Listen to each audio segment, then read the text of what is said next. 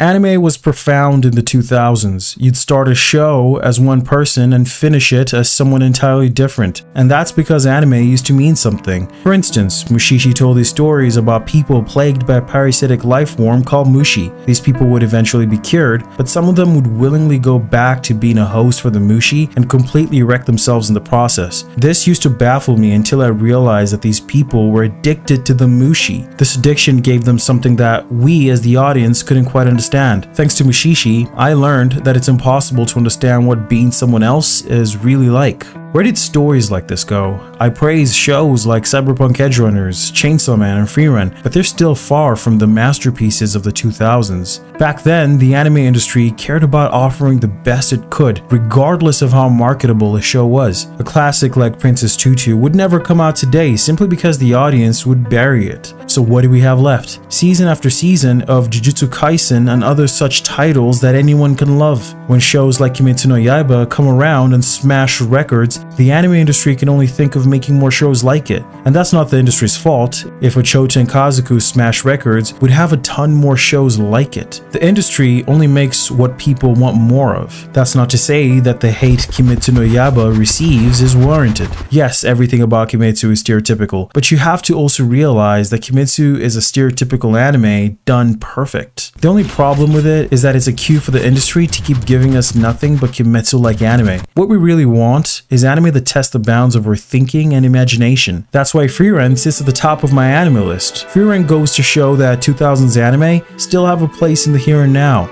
But on the other hand, we put an anime like Oshinoko in the top 100 anime of all time with an 8.6 rating. Like I said, that sends a strong message to the industry that ultimately works against great stories. Not to say that we should intentionally give lower ratings. Ratings are meant to be an honest expression of how we feel about something. At the same time, I think we should know better than to give Oshinoko an 8.6. If you're looking for great anime from the 2000s, here's some of my all-time favorites. Kino no Tabi. This is the greatest anime I've ever watched. Moribito. This anime is a perfect 10. Basilisk. This is in the top 2 greatest ninja anime of all time. Princess Tutu. There's nothing like Princess Tutu. It'll be a pleasant surprise that's gonna stick with you forever. 12 Kingdoms. This is the only anime I've ever watched that I can say has a shockingly fantastic story. House of Five Leaves. This is a 2010 anime. I just had to recommend it because it's that good.